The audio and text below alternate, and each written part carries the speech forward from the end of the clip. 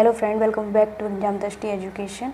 आज की वीडियो में हम द्रव की अवस्था परिवर्तन के बारे में डिस्कस करेंगे। पिछली वीडियो में हमने अणुगणितीय सिद्धांत के आधार पर ठोस द्रव्य गैस के रूप के बारे में डिस्कस किया था। आज की वीडियो में हम द्रव अवस्था परिवर्तन के बारे में डिस्कस करेंगे। अगर आपने प्रीवियस वीडियो चेकआउट नहीं किए हैं तो आप प्ले लिस्ट में जाकर चेकआउट कर सकते हैं। ये आपको यूपी टीजीटी पीजीटी में हेल्प करेंगे।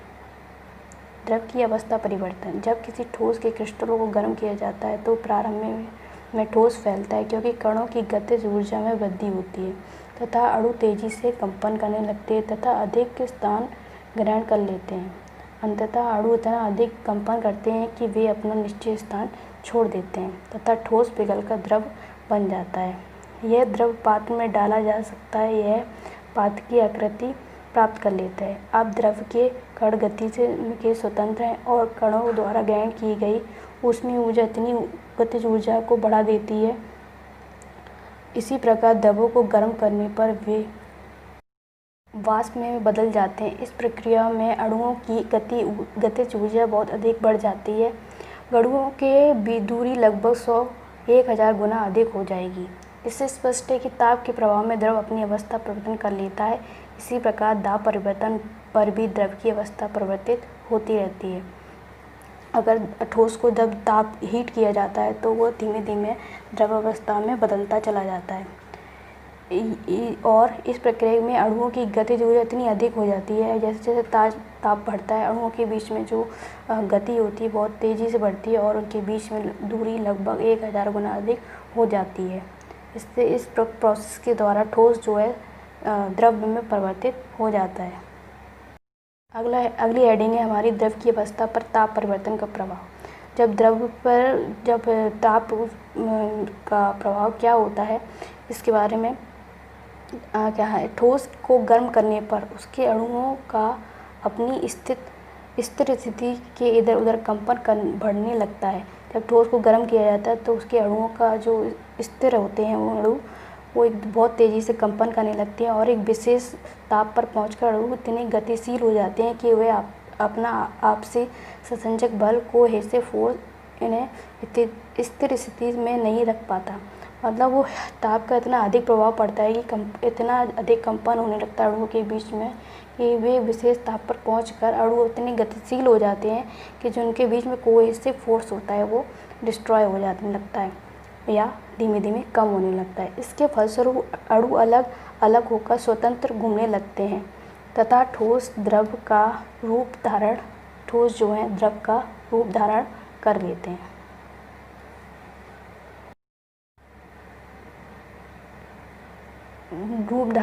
अर्थात वे द्रवित हो जाते हैं। ठोस के पिघलकर द्रव बनने की इस क्रिया को गलन कहते हैं। जिस ताप पर ठोस पिघलकर द्रव बनता है उसे गलनांक कहते हैं। जिस ताप पर ठोस को हीट किया जाता है या उसको गर्म किया जाता है तो क्या होता है, ठोस पिघलकर द्रव में बनता है। उस ताप को हम क्या कहते हैं, गलनांक या मेल्टिंग पॉइंट। किसी ठोस का गलनांक उसके कणों के बीच के आकर्षण बल के सामर्थ्य को दर्शाता है। मतलब ठोस का जो गलनांक है उनके कणों के बीच आकर्षण बल जो है उनकी सामर्थ्य को दर्शाता है।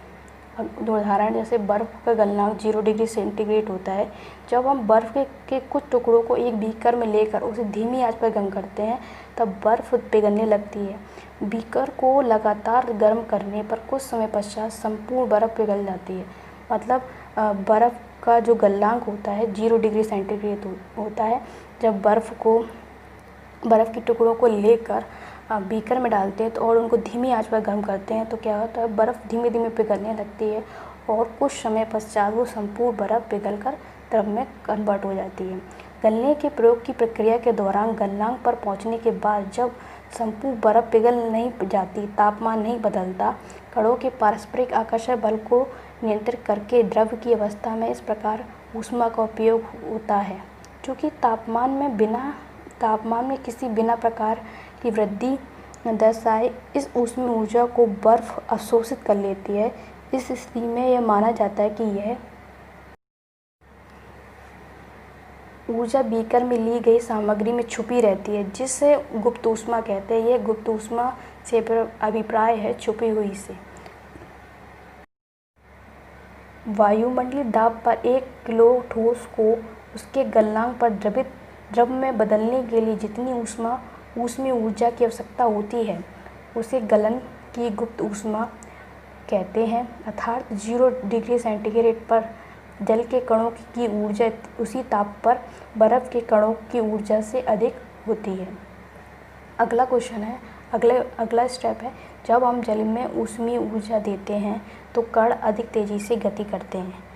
एक निश्चित ताप पर पहुंचकर कणों में इतनी ऊर्जा आ जाती है कि वे परस्पर आकर्षण बल को तोड़कर मुक्त हो जाते हैं। इस ताप पर द्रव गैस में बदल जाती है। मतलब जब द्रव होता है, द्रव को बहुत हीट किया जाता है, जब उसमें ऊष्मीय ऊर्जा देते हैं तो कण इतनी तेज़ी से गति करते हैं कि निश्चित ताप पर पहुंचने के बाद उनके कणों के बीच में द्रव में ठोस की तुलना में कम आकर्षण बल होता है। द्रव में कम आकर्षण बल होने के कारण जब उनको ऊष्मा दी जाती है तो वो तेज़ी से अपना आकर्षण बल को छोड़कर और वो गैस में परिवर्तित हो जाते हैं। वायुमंडलीय दाब पर ताप जिस पर द्रव उबलने लगता है उसे उसका क्वथनांक कहते हैं। क्वथनांक एक समष्टि गुण है। द्रव के सभी कणों को इतनी ऊर्जा मिल जाती है कि वे वाष्प में बदल जाते हैं। मतलब द्रव के कणों में इतनी ऊर्जा आ जाती है कि वो वाष्प में धीमे धीमे परिवर्तित। वाष्प के कणों में उसी तापमान पर जल के कणों ने वाष्पीकरण की गुप्त ऊष्मा के रूप में अतिरिक्त ऊष्मा अवशोषित कर ली है। अगला, जैसे ठोस है, ठोस को ऊष्मा दी जाती है तो वो द्रव में परिवर्तित हो जाते हैं और द्रव को ऊष्मा दी जाती है तो वो गैसीय में परिवर्तित हो जाते हैं। जब गैस ठंडी हो जाती है तो वो द्रव में परिवर्तित हो जाती है और द्रव को जब शीतल किया जाता है तो वो ठोस में कन्वर्ट हो जाती है। अतः यह कह सकते हैं कि तापमान बदलकर हम द्रव को एक रूप से दूसरे रूप में ईजिली बदल सकते हैं। अतः गर्म करने पर द्रव की अवस्था बदल जाती है। गर्म होने पर यह ठोस से द्रव और द्रव से गैस बन जाते हैं। परंतु कुछ ऐसे पदार्थ हैं जो द्रव अवस्था में परिवर्तित हुए बिना ठोस अवस्था से सीधे गैस में और फिर वापस ठोस में बदल जाते हैं। इम्पॉर्टेंट पॉइंट है यहाँ पर। कुछ ऐसे पदार्थ होते हैं जो द्रव अवस्था में परिवर्तित हुए बिना, मतलब कुछ ऐसे पदार्थ जो द्रव में बदले बिना ठोस अवस्था से सीधे गैस में परिवर्तित हो जाते हैं और बदल जाते हैं, फिर वापस ठोस में बदल जाते हैं। प्रयोग है, आप थोड़ा सा कपूर या अमोनियम क्लोराइड लेते हैं और इसे चूर्ण करके चीनी मिट्टी की प्याली में रख देते हैं। चीनी मिट्टी की प्याली लेते हैं, उसमें कपूर या अमोनियम क्लोराइड को चूरा बनाकर उसमें रख देते हैं।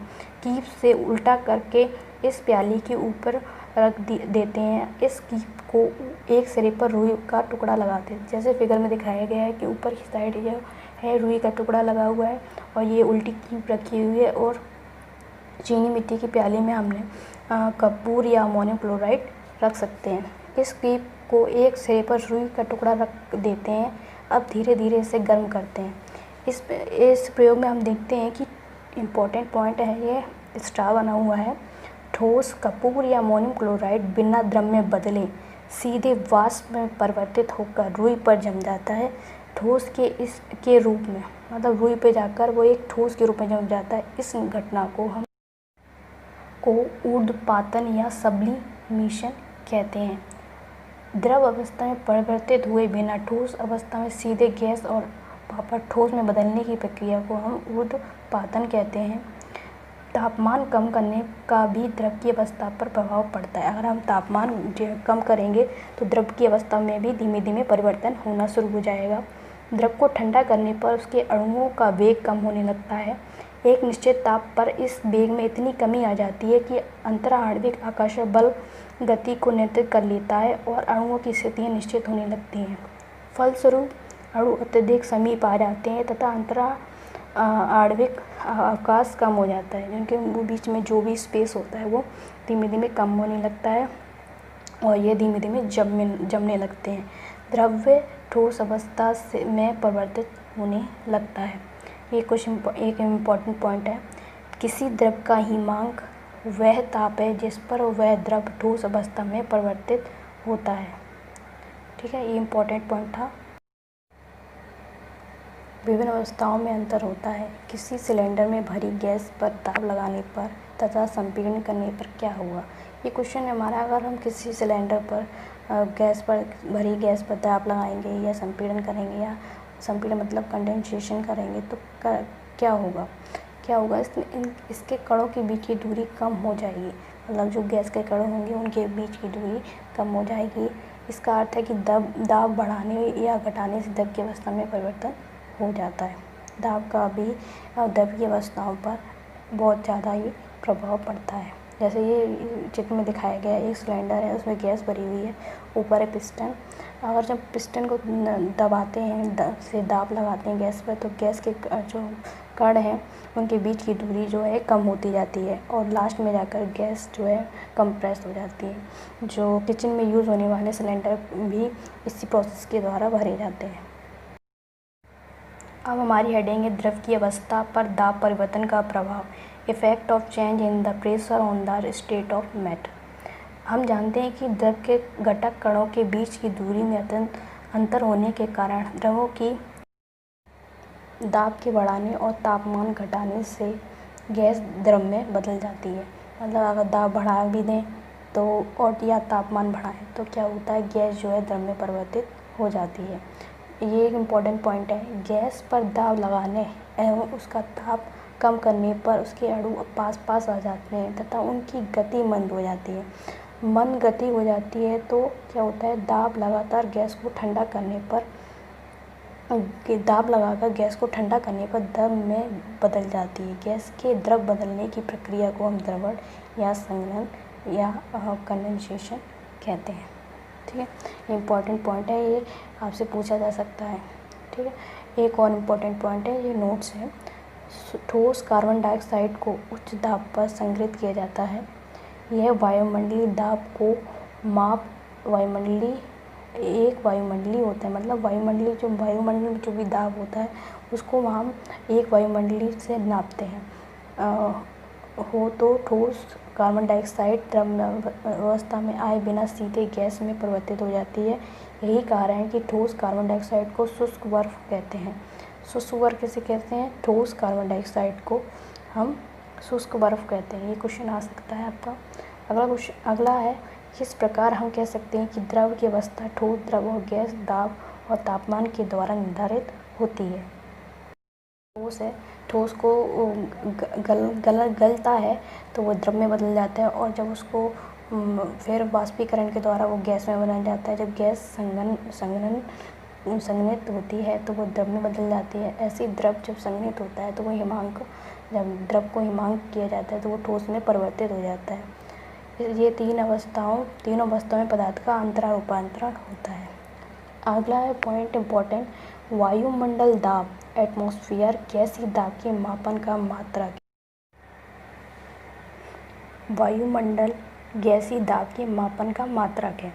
दाब का ऐसा ही मात्रक पास्कल होता है। जैसे एक एटमॉस्फेयर इक्वल टू 1.01 × 10⁵ पास्कल। वायुमंडल में वायुमंडलीय दाब कहलाता है।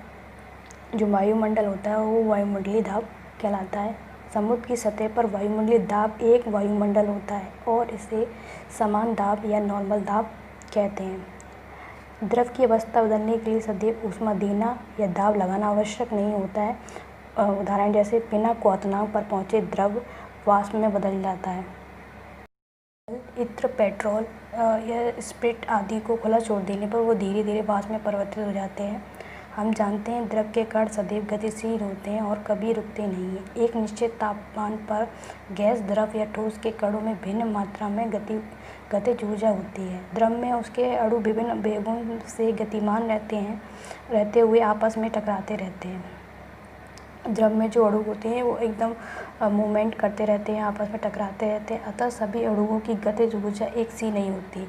कुछ अणुओं में अधिक होती है गतिमान गतिज ऊर्जा इतनी बढ़ जाती है कि फिर द्रव से तल को छोड़कर वाष्प में बदल जाते हैं। मतलब अणु द्रव के इतना ज़्यादा मूवमेंट करते हैं कि वो आपस में टकराते हैं और टकराने के बाद द्रव के तल को छोड़कर तुरंत वापस वाष्प में बदल जाते हैं। अतः अणुओं के अधिक गतिशील होने के कारण द्रव से वाष्प में बदलने की क्रिया को हम वाष्पन या वाष्पीकरण कहते हैं। वीडियो अगर आपको हेल्पफुल लगी तो please like and subscribe my channel. Thank you.